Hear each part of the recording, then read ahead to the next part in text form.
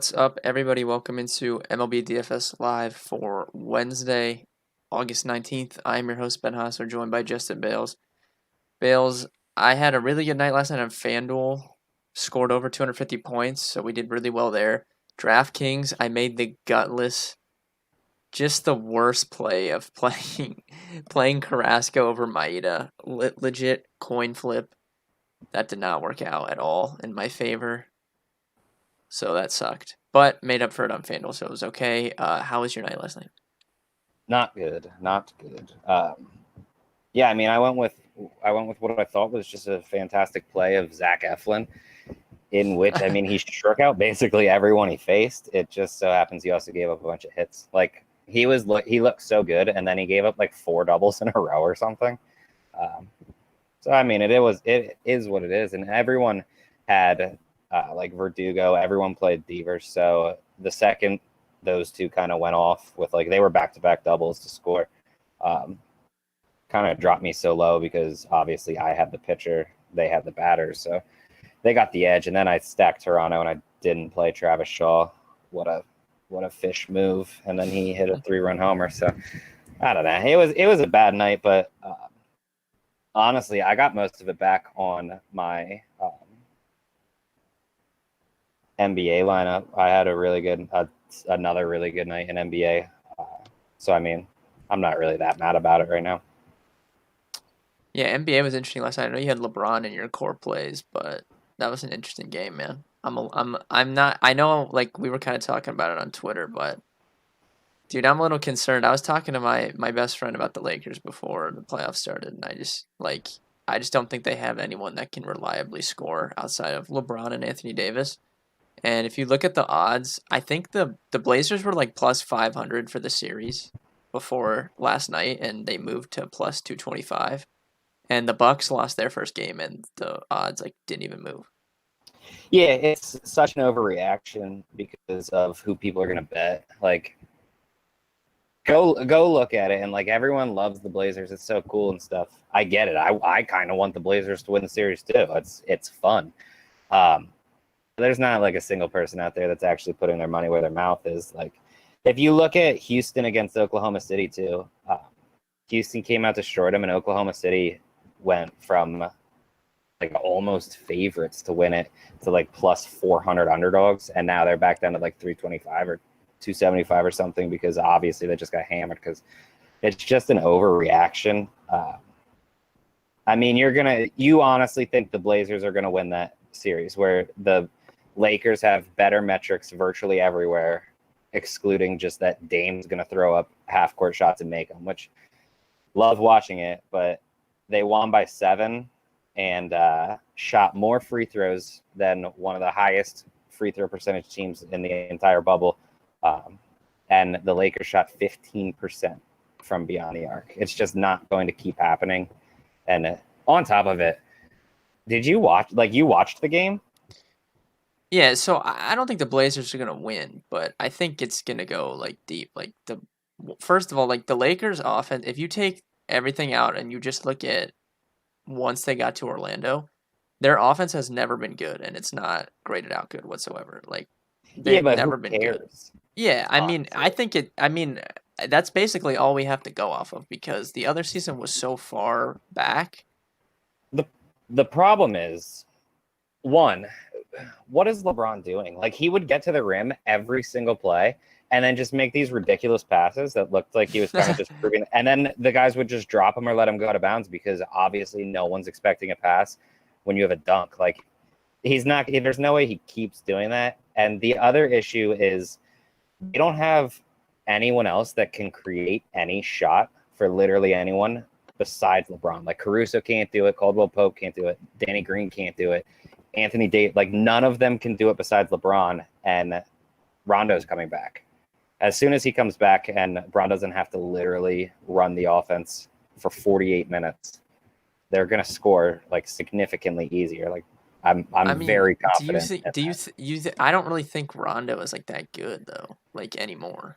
I don't think I would want to be counting on him, I don't think Rondo's that good I don't think the Blazers are that good. The Blazers are one of the worst playoff teams in my opinion. Like if you're just looking top to bottom, their team. Yeah, that's fair, So but they're also the hottest. yeah, no, they're red hot, definitely. That's a So concern. That's definitely a concern. But I think it's gonna go deep. But no, I mean I don't think the Lakers are gonna lose the series, but I think it's possible. I think it's a good look for our Rockets futures.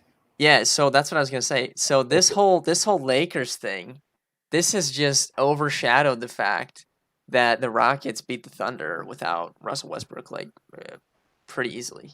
Yeah, this is, dude. I tried telling people that, um, and I wanted to. I know you could get them as dogs before the game, but I wanted to bet them live and get like legit dog odds because I figured in the beginning, uh, Oklahoma City could at least make some type of run, and the Rockets just destroyed them from the jump. So I didn't get in on the game because you don't really want to chase lines or anything. But dude, I get that Oklahoma City's good. I'm not saying they're not, but the Rockets are better in virtually every aspect, excluding rebounding. But when you look at it, their best aspect is that Steven Adams is an elite defender. He can stop basically anyone in the post, which is cool, except for Houston doesn't play with anyone in the post. So the best part of Oklahoma City's team doesn't help them. And then they run that three guard lineup with Gilgeous Alexander, Paul, and Schroeder, which beats a bunch of teams except for a team that clearly runs small ball for 48 minutes. Like, Oklahoma City can beat other teams in the West. They're not going to beat the Rockets, though. Like, it's just the worst matchup for them. Yeah, I agree with that. I don't think the Lakers are, or like I think the Rockets would have like I don't think the Rockets are a good matchup for the Lakers either. Like I think that the Lakers would struggle with the Rockets if they played in a series, but Yeah, I don't think the Rockets are a good matchup for anyone. yeah, Just I agree literally with no. that. All right, we'll get we'll get back on track here and get talk some baseball. But yeah, dude, NBA playoffs, man, this is gonna be interesting. Next couple weeks is definitely gonna be interesting. But obviously we have a really nice baseball slate tonight. There's a ton of pitching, so we're gonna jump right in. Start at the top: Jacob DeGrom, Garrett Cole. I think the consensus is everyone will be playing Cole at least in cash out of these two. DeGrom has like just a slight concern. Like you feel like he's not going to go as long as Cole. Obviously, he seems to be fine after missing his last start, but he also had like a blister issue that was coming up before he got scratched in that last start. So I think you feel a little bit safer about Cole, but they're both two of the best pitchers in the league.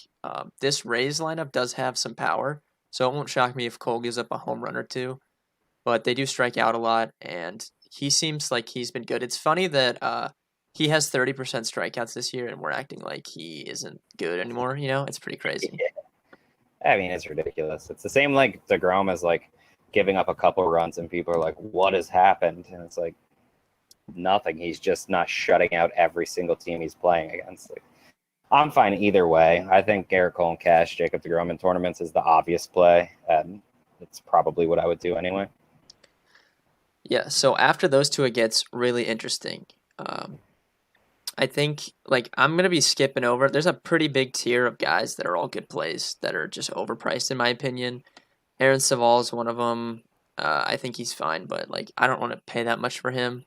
Don't want to pay that much for Julio Urias and the other guys in that tier. So I think most people are gonna skip straight down to Chris Paddock, under 8K against the Texas Rangers on DraftKings. I was talking to you about this before the stream. This is a weird situation. So Paddock, like the strikeouts are decent, and really his problem is he struggles with lefties, and Texas is probably going to throw 5 or 6 lefties at him. But they're also bottom 3 in like every offensive category against right-handed pitching, so they're not a super good offense. Like they're bottom 3 in WRC plus, ISO. Strikeouts only 21%, which is about average, but they do struggle against righties. So I think it makes sense why you would want to play him. But you also have Pablo Lopez a little bit below him, and I know you really like him. I really like him in real life. I know you wrote him up in your article today, so I'll let you talk about him. Yeah, I mean, Lopez is just a really good pitcher. It's kind of where it's at, and people don't realize it yet, I don't think. He's only 7,200, and the matchup against the Mets is it's bad. They don't strike out a lot. They have a lot of power in their offense. They average, or he played them just a few days ago, I guess a couple weeks ago now, and he scored under 10 fantasy points. So I feel like that's gonna move people off of him if they're just looking at the box score. But I don't really care. He's playing in Miami tonight.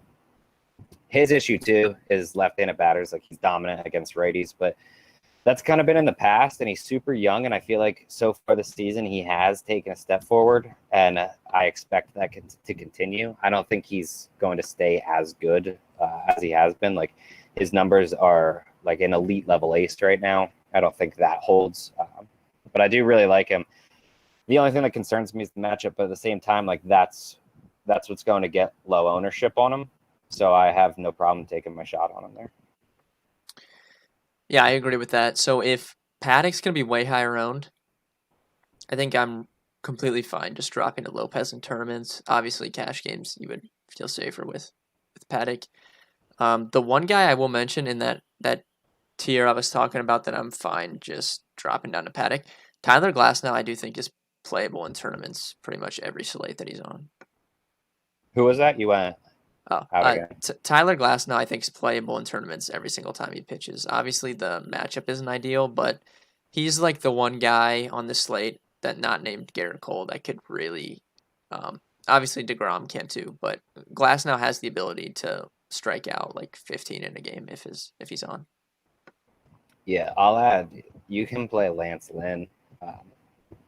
He'll be away in San Diego, but he's so good against right-handed batters, and he's just been enjoying a really, really good season. I know his advanced numbers aren't nearly as good as what he has produced, so he is due for some regression, but he's coming off a complete game in Coors where he dropped 35 fantasy points. So anytime you can get him like super low ownership, because I can't imagine anyone's playing Lance Lynn at 92 and Paddock and Cole are going to get a ton of ownership. So if you can get him super low, I feel like I'm fine taking my shot there in tournaments. Yeah, Lance Lynn's going to be really low on today. Then we drop down this. This is like, I'm so excited to watch this game. This is going to be great. We have the Tigers and White Sox, Casey Mize and Dane Dunning. These are two of the best pitching prospects in baseball. Casey Mize was the first overall pick a couple years ago in the draft to the Tigers. So he's kind of more like a Shane. He's like a better version of Shane Bieber when Shane Bieber came up. Doesn't profile to like strike a ton of guys out right away. Not that he doesn't have strikeout stuff, but he's not going to be one of these guys that has like a 30% strikeout rate right away. But he has really elite control. He can throw a lot of different pitches, and he can, like, they're MLB ready pitches right now. Like, he's ready to go, and I'm really excited to watch him pitch. Obviously, the White Sox are red hot, and they're a really good offense. So it's not like a couple years ago when the White Sox were like who we were targeting every single night with pitching. But he's good enough, especially with the White Sox never seeing him before. He can have a big start, and he's cheaper than Chris Paddock as well. So this is someone I'm comfortable pivoting to in tournaments.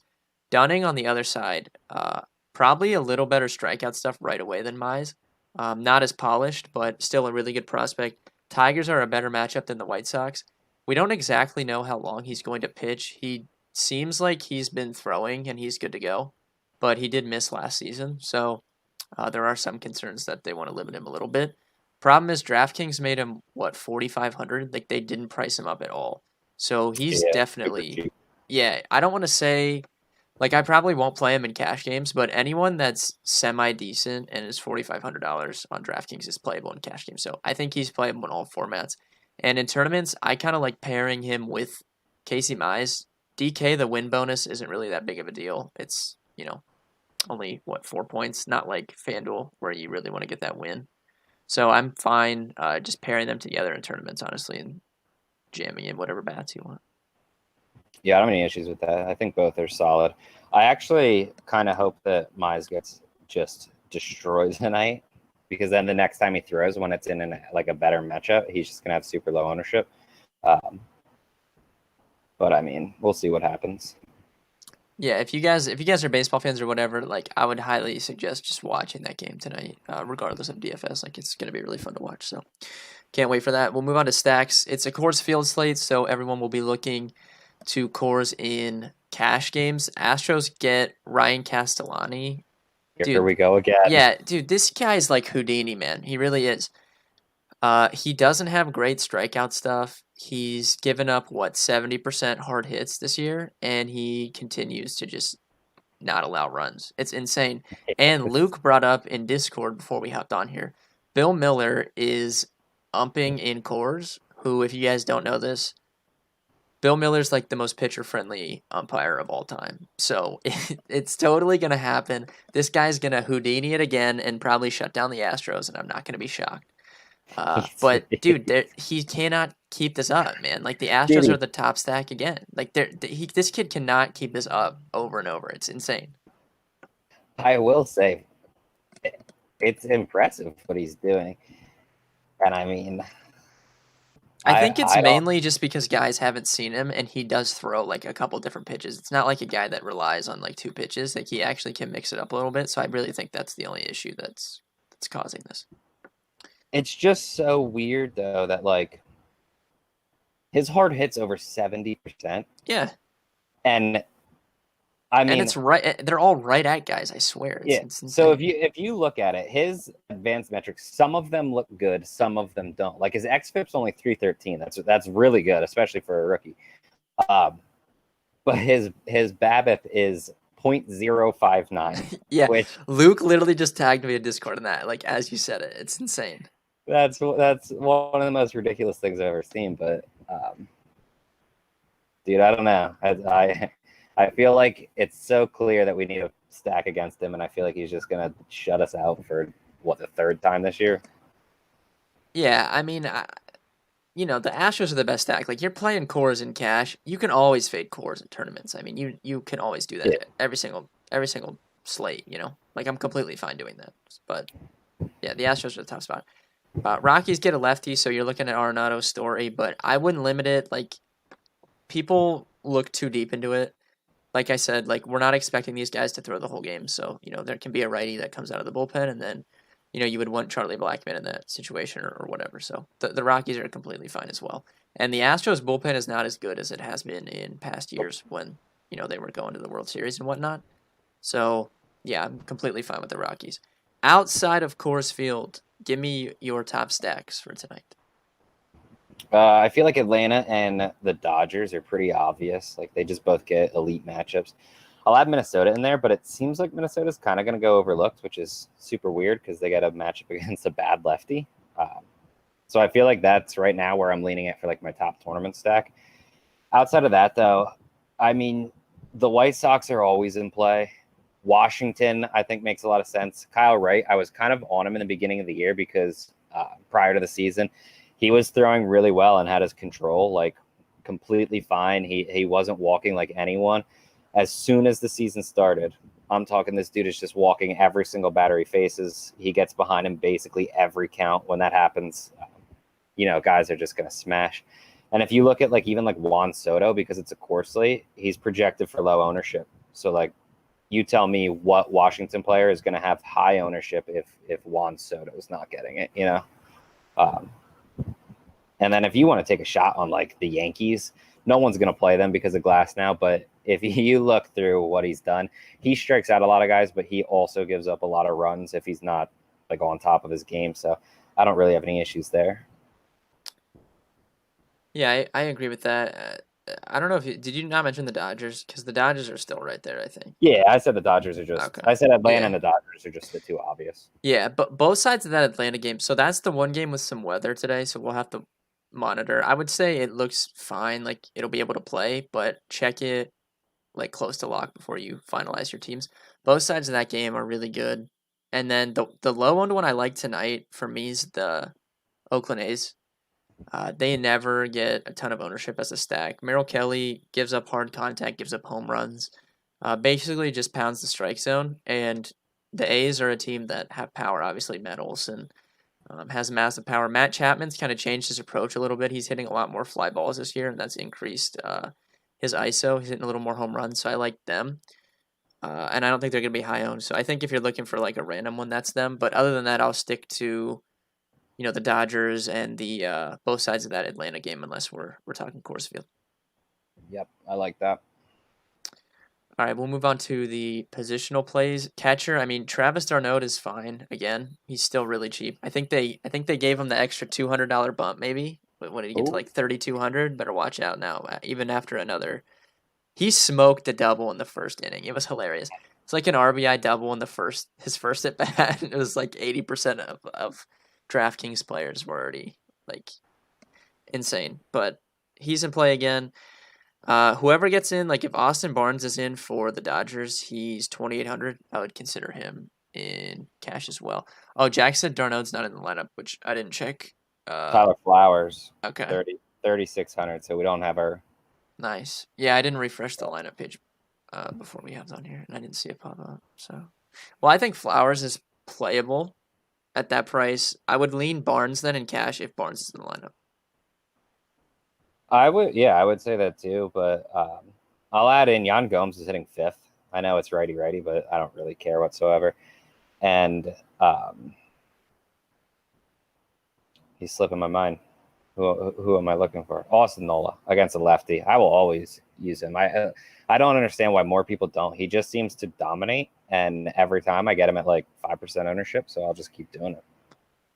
Yeah, I don't mind Nola at 3,200. It's pretty cheap. I like that. First base, top play, obviously Freddie Freeman again. Played him on FanDuel last night. He was actually pretty low owned, like he wasn't super high owned. A lot of people played Reese Hoskins, which I just played both because there's utility, so that's good. Outside of him, like I would like to get to him in cash if possible. I like Shohei Ohtani 4,100. I didn't mention the Angels and stacks, but Johnny Cueto struggles with lefties. Always has. That's been the case this year as well. And Otani at 4,100, like that seems a little bit too cheap. Yeah, I agree. I'll tell you, Otani was one of more or less two that I was going to say. Obviously, Freddie Freeman, like he's just so clear. But Carlos Santana hits left-handed pitching well, and I know Brault isn't going to throw that much, but even if he throws 3 innings, there's a decent chance Santana sees him twice. So you get those two at bats against a lefty, and then it's not like Santana's a bad hitter against a righty, so I have no problems. Like after they pull Brawl, assuming they're just going to bring in Chad Cool anyway. So I don't know. It doesn't bother me.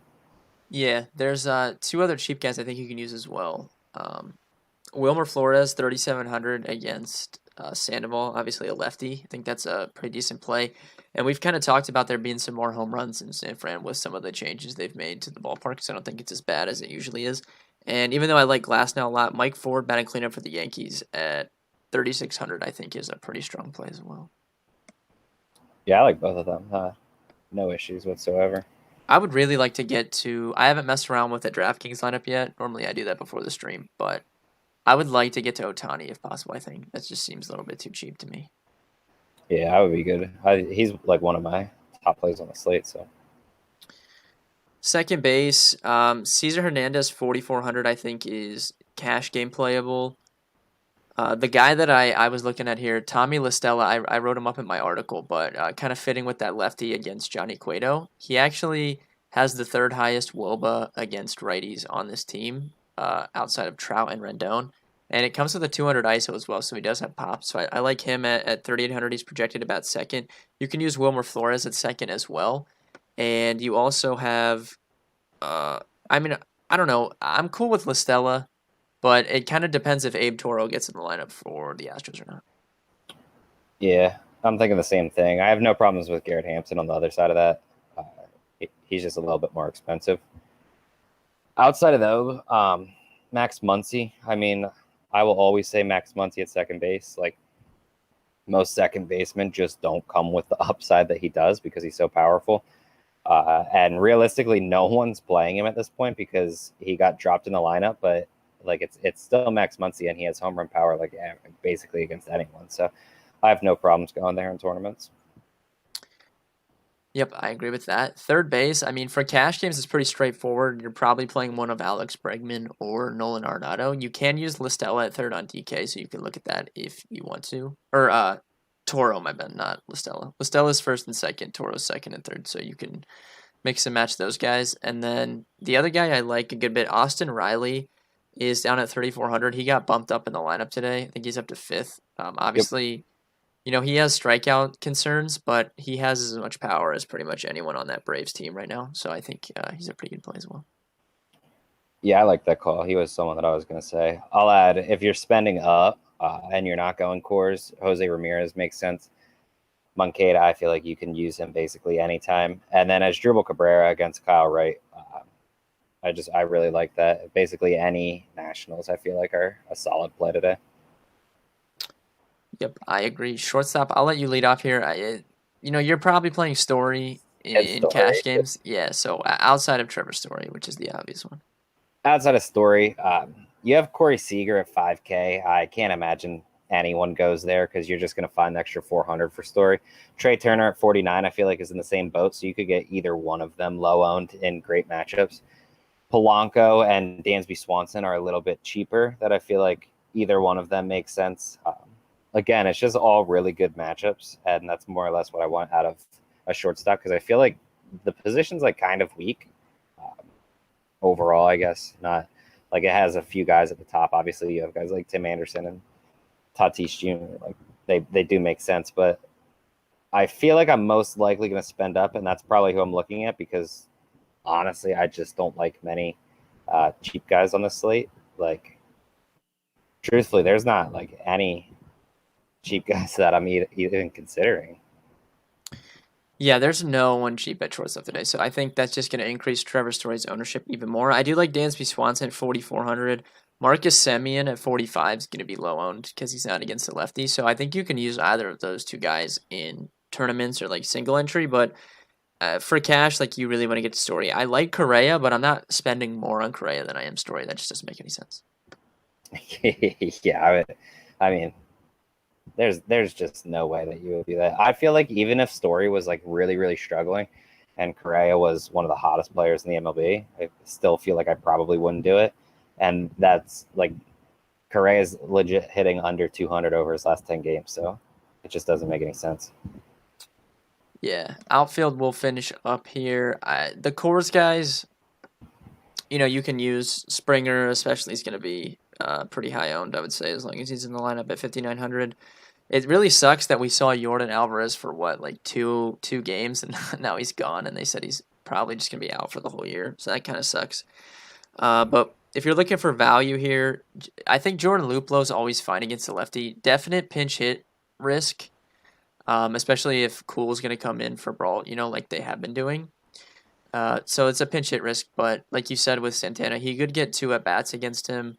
Highest ISO on the team over the last 2 seasons against lefties. Matches up well with his pitch mix, so I do like him at his price. Adam Eaton kind of picked it up last night. He's still really cheap. I think you can consider him. Justin Upton's cheap. Otani obviously has outfield on DK, so I like him. I'm probably gonna play Otani in either outfield or first base tonight. I really like that price point. Yeah, I have no issues whatsoever with that. Austin Riley also has outfield eligibility for 34. So, dude, I feel like I love playing Luplow against the lefty because not that many people play him because he gets pinch hit for, but I would find it hard to play him over Adam Eaton for only 200 more in cash tonight just because, one, Kyle Wright is atrocious. And two, like, that Eaton's at least playing the whole game. So, I don't mean, you know. could play both with Springer. I think that's in play. I wouldn't be opposed to something like that. I feel like what happens with Matt Kemp though? Like 4K for a lefty in Colorado against Matt Kemp is Yeah, Matt Kemp's a good play. Matt Kemp is a good play. And we've kind of talked about this early in the season. Matt Kemp's crazy splits in Coors Field, like yeah. career wise, it's pretty crazy. One last guy I'll mention, your boy Trent Grisham's down to 3,100. I know Lance Lynn's good, but he does, he's obviously better against righties. Yeah, I have no issues with him. It's like, dude, he's been so bad, but I don't even care. Like home run and stolen base eligibility, like at any point in time. And it's not even like his bad is bad. Like he's still scoring fantasy points. He's just not dropping like 30 a game, which is weird that he's all the way down to 3,100 because correct me if I'm wrong, but like he's got like 10 straight games with fantasy points or something, doesn't he? Yeah, he's been consistent. It's not like it's been that bad at all. All right, I'll change my mind on the Adam Eaton thing. I can't imagine playing Jordan Luplow for 300 cheaper than Trent Grisham. Yeah, that's a really good price point with Grisham. Do you have anyone else you want to talk about? I think we pretty much covered outfield pretty well. Marcelo Zuna, I don't think we said him, but um, I almost never play him righty, but I mean, Betty's not good, and he is hitting third for 4,400, so I have no problems going there. Yeah, Duvall's a guy similar. Just sticking with that Braves team, like they're not expensive to stack. Like you have Freddie, but really, other than that, with Acuna and Alves out there, they're a cheap stack. And Duvall, you normally want him against a lefty, but dude, he's batting cleanup. He's 3,700. I have no problems with that. Yep. Frosty said 6 games ago he had his only 0 of the season. Talking about Trent Grisham. Yeah, so I mean, I'm like, even if he's only getting like the 2 for like a walker or like the 2 for the RBI or whatever, like it's not going to kill you for 3,100. And obviously he has like home run and stolen base upside. So like, I don't know. It's not even like he's hitting that bad either. Like his power's just kind of gone away. Yeah, no, Trent Grisham 100% is a better hitter right now than Adam Eaton if you're talking about just hitting the baseball. Yeah, I mean, I'd take either of them in cash, honestly. I think they're both good plays.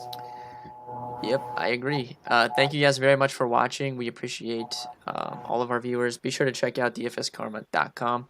All of our free articles, and obviously if you're interested in picking up a premium subscription, I would go ahead and grab one of those. Like I said, FanDuel had a really good night last night, 256 points with my core plays. Bales has been doing really well. Both sports. Anthony's been doing extremely well in all sports, per usual.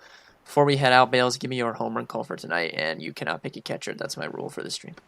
Yeah, I already got someone in mind. Okay. And it's someone we didn't talk about, so I will also add him to our pool. Hunter Pence. Okay, I can see that against the lefty. I can see that. Yep. I'm gonna go with Matt Olson, I think, which I think is a pretty good one-off, honestly. Yeah, I'm good with that. All right, thank you guys. Tomorrow is Thursday. I haven't checked the slate, but it's just so much different because we're used to having these random days where there's not a ton of games. But with how this season is condensed, it's pretty much a good slate every single day. So I'm sure 6 days off. Yeah. So I'm sure we'll be back with the stream tomorrow, and we'll see you guys then.